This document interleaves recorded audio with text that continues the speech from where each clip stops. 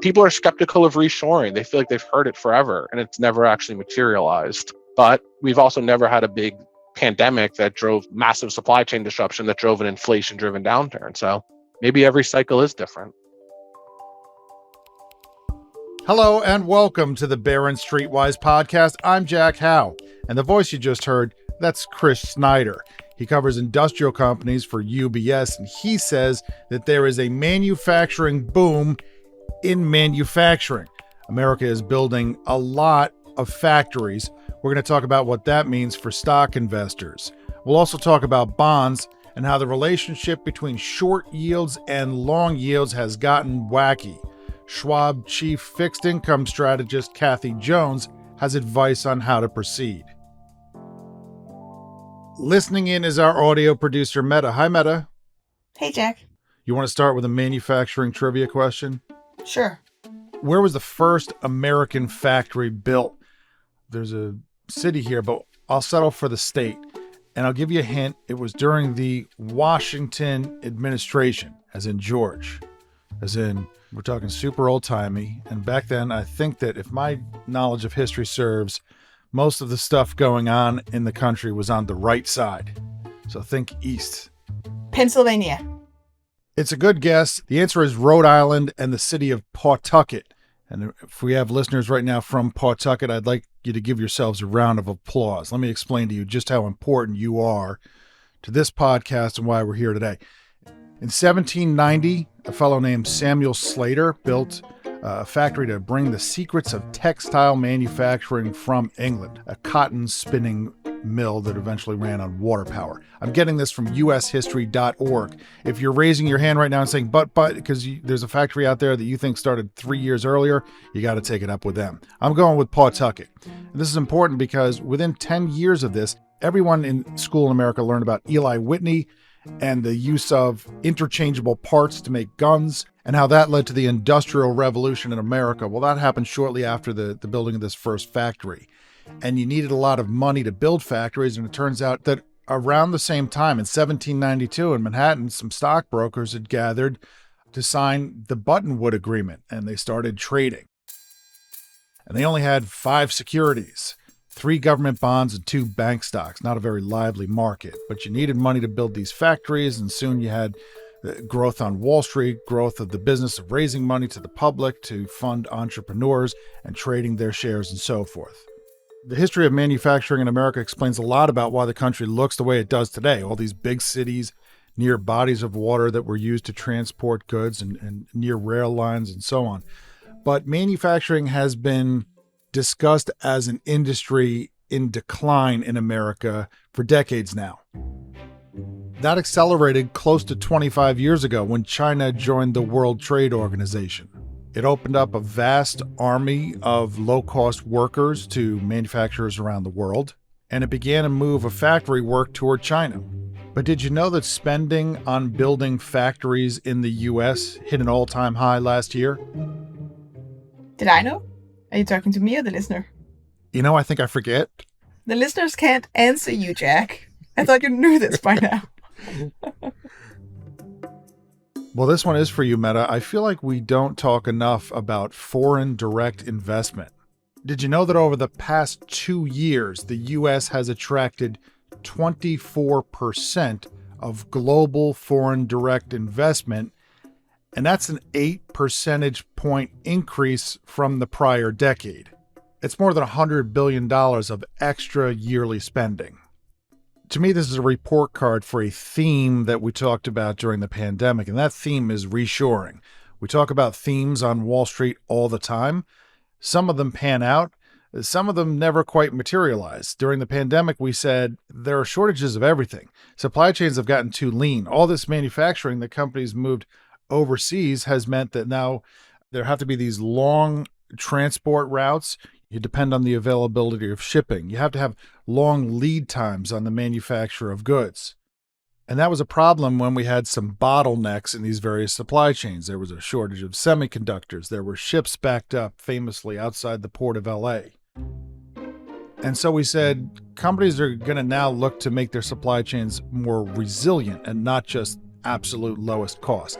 What they're going to do is they're going to onshore or nearshore or reshore. They're going to build more manufacturing closer to where their customers live.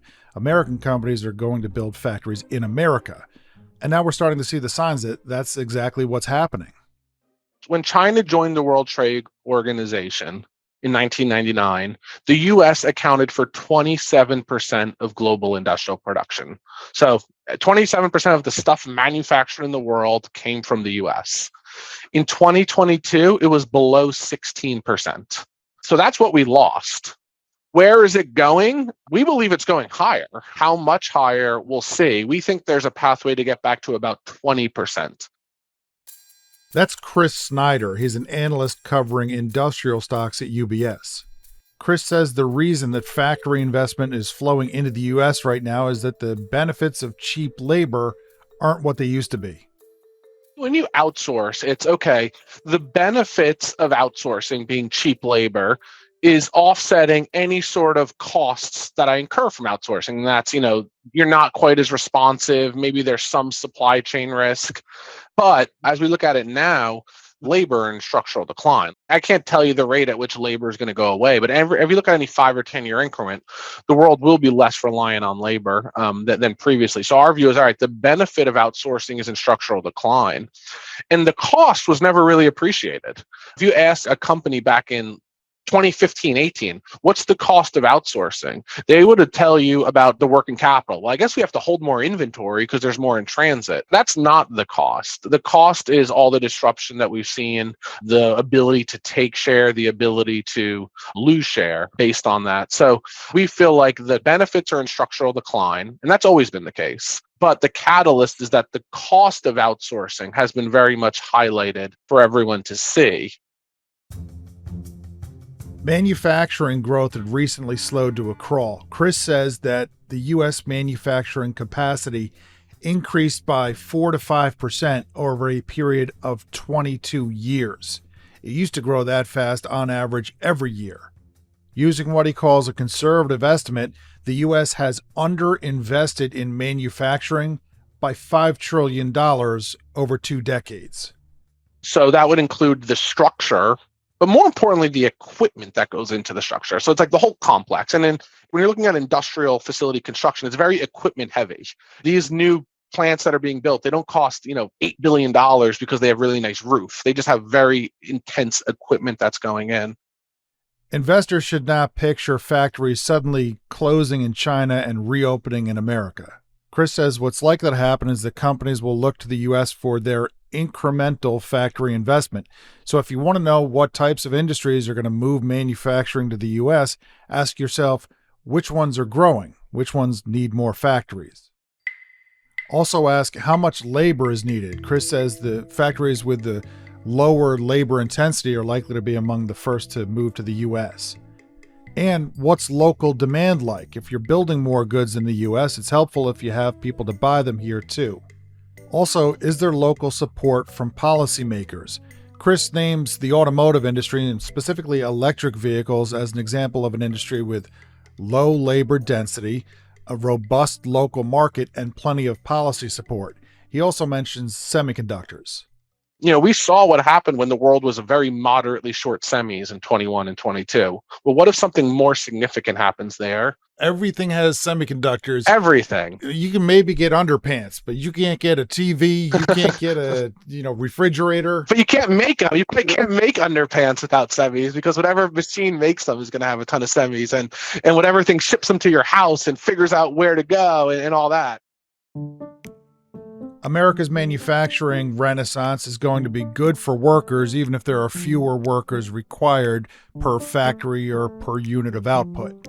And it doesn't take a genius investor or a semiconductor-powered pair of smart underpants to tell that this will be good for industrial stocks, too. Chris has been bullish on factory automation for years. He mentions Rockwell Automation, ROK, and Emerson Electric, EMR, as key players there.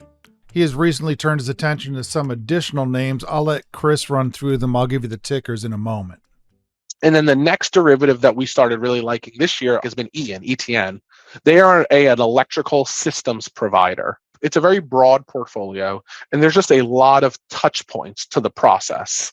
When you build an industrial facility, they get paid. When you take the equipment and put it into the facility, they get paid. When you connect the facility to the grid, they get paid. When you need to buy data center space to kind of handle and process all the information that these facilities will be capturing, they get paid. So they have the most touch points to the process.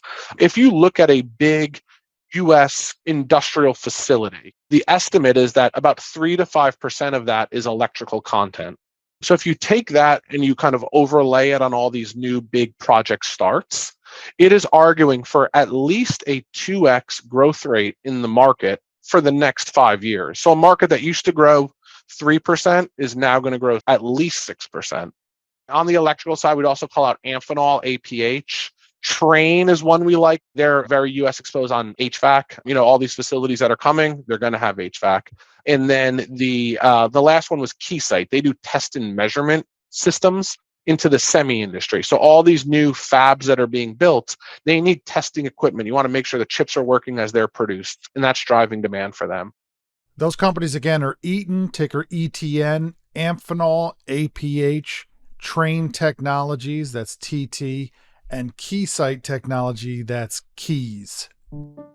Some of these stocks look a little bit expensive. I mean, the whole market looks expensive. Some of these have price to earnings ratios somewhere in the 20s. I asked Chris whether investors should prefer to try to seek out the cheaper stocks in the industry or go with the ones that are expensive in hopes that they'll continue working. Ideally, all things equal, you'd want one that hadn't participated. But the ones that have done well, we're still positive on them. Numbers need to go higher. Estimates are still too low. So we think estimates into this earnings season and out of this earnings season are going to go materially higher. That includes Eaton, that includes Train, for some of the ones that have already kind of at record high levels.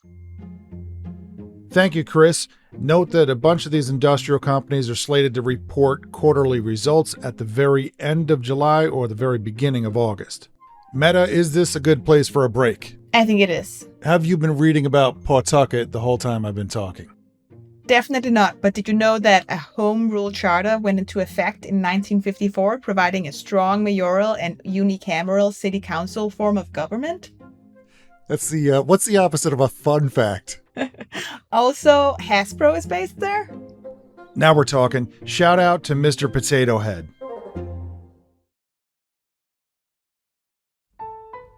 Welcome back. We heard several weeks ago in this podcast from a strategist who says that investors should look for some new answers for the bond side of their portfolio. He said that treasuries are no longer providing the safety or diversification that investors have come to expect.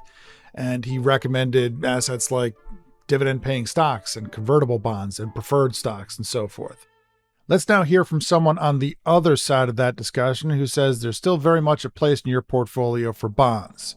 I spoke recently with Kathy Jones. She's the chief fixed income strategist at Schwab.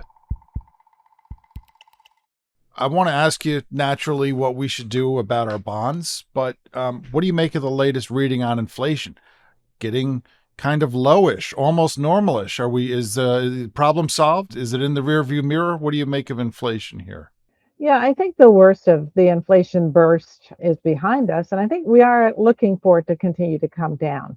Monetary policy, works with a lag, and it looks like it's working. We're seeing slower demand, supply side issues that were a big part of coming out of the pandemic are getting resolved. They're not fully resolved, but they're getting resolved. And all that should mean slower inflation, declining trend continues. So we're pretty encouraged about the trend in inflation. Is it the right kind of slowdown on inflation where it comes down to a level that we like, or is there a risk that it comes down so far that it gets worrisome and it starts to look recessionary? What do you think? Oh, yeah, I think it's a possibility. I mean, a lot has to do with what the Fed decides to do here. So it's been my feeling that the Fed should probably be done with their rate hikes, that the risk is greater that they send the economy into recession than we reignite inflation, but I don't get a vote. So the Fed seems determined to continue to hike rates, continue quantitative tightening, and keeping policy pretty tight. And that probably skews the risk on inflation more towards it falling too much because of recession rather than reaccelerating down the road. I'm looking at some treasury yields. Sophisticated people would call this an inverted yield curve, meaning as you go out further, you get less of a yield. Usually when I see that sort of thing, it's just a little bit inverted. This one's like kind of a lot inverted. As we speak, on short-term treasuries, you're getting somewhere between 5.3, 5.4%, a very short term. And on a 10-year, you're down to 3.8%. So what should an investor make of that? Do they go for the yield and stay short on that yield curve? Or is it time to lock in some of those longer term issues, even though the yields are lower? It's been our view that it makes sense to add some intermediate and longer term bonds at these levels. And we've actually been suggesting it for quite some time, most of this year, because what an inverted yield curve tells you is the market's expecting rates to be lower in the future. And given that the Fed's hiking rates so aggressively, that makes sense. And so we think that locking in some of this cash flow for the future makes a lot of sense, because there's a good chance that when, say, you have a 6-month or 1-year T-bill, it will roll over, it will mature. You may be investing at lower and lower rates. So capturing some of that income now makes sense, especially if you have a long-term plan to generate income, like in retirement or some other use for the income flow. And I'd also make the point that, real interest rates are high here, inflation adjusted or adjusted for expectations for inflation are about the highest level since 2008. And that suggests to us that it's time to lock in some of that yield as well. What about going after some extra yield by taking on a little credit risk? Buying some corporate bonds, high-grade corporate bonds, maybe not so high-grade corporate bonds. I know that investors do all of these things at the same time. They have a mix of different bonds. Describe to me the relative appeal here of the various, credit grades of bonds. How much credit risk should an investor be taking on right now? Well, we like the investment grade corporate bond space. You're getting yields that are typically, 5.5%. Issued by the bigger companies with better balance sheets, better cash flow, the ability to make those payments in the future. You can dip down into high yield. We've been pretty cautious on it. We continue to be cautious just because the extra yield you get above treasuries or above investment grade corporate bonds for similar maturities isn't that high compared to history. And so we typically favor overweighting high yield bonds when you're at a different point in the business cycle and those yields are really high relative to what you can get on safer bonds. Now they're relatively low. And I think that means there's an added risk. If we get some defaults, if we get a recession, you'll see a deterioration there. So we're pretty cautious on high yield, but we like investment grade. We think that 5 to 5.5% space is really attractive for a lot of investors looking for yield without too much risk. And what do the opportunities look like, broadly speaking, in municipal bonds? How do they compare with other issues? Yeah, municipal bonds look good. We like the credit quality. Most municipalities, state governments have really reaped the benefits of the growth in the economy coming out of the pandemic. So from a credit quality point of view, most are in very good shape. Obviously, you can always find one or two that aren't, but in general, credit quality in the muni space is always high. And revenues from taxes, income taxes, sales taxes, property taxes, all of that has been really strong and robust over the last couple of years. So it's kept the credit quality high. Obviously, you want to look at what's the adjusted yield after tax. It will depend on your tax bracket. But in general now, particularly for intermediate to longer term munis, maybe 5 years and beyond, what you get after taxes relative to what you might get in treasuries or even highly rated corporate bonds can be pretty attractive as well. So we're pretty enthusiastic for high income investors about the muni space. Last year, stocks did poorly, and bonds did poorly too, which disappointed a lot of investors. A lot of investors have come to expect, hey, bonds will be there to help me out when my stocks do poorly. And I have spoken with some people who've said bonds in general are no longer holding up their end of the bargain. You can't count on them for the same type of hedge or the same type of safety. And they say it's time to look to other areas to get better hedging, and they describe all sorts of different asset classes, be it preferred stocks or convertible bonds or BDCs or all sorts of different things. What do you think of that assessment? What do you think of that take? Well, I would disagree with it pretty wholeheartedly. The reason bonds did poorly last year is because we started from near zero interest rates and went up really rapidly, 500 basis points in a very short period of time. So usually what you get out of a bond is the income, the yield, the coupon, and that usually is what gives you that cushion when rates move around. This time we had no cushion from the coupon, and we had this massive resetting of rates in a very short period of time. The prospect of repeating that is really low because we're starting with much higher coupons, much higher yield, and we're moving into a time period. It looks like the economy is going to slow and rates are more likely to come down than go up. On the other asset classes, the issue you run into is the correlation with equities. So preferreds, convertible bonds, dividend paying stocks, all of these BDCs typically are highly correlated with equities. So from a diversification point of view, they don't play the role that bonds typically play in a portfolio. Nothing wrong with them per se, but some of that's leveraged. Obviously, if you're getting a really high yield, you're taking some sort of credit risk and you're losing out on diversification. So we usually look at those sort of aggressive income categories and say, yeah, they're fine, but keep it to a smaller allocation because they don't really serve the same role that bonds do in a portfolio.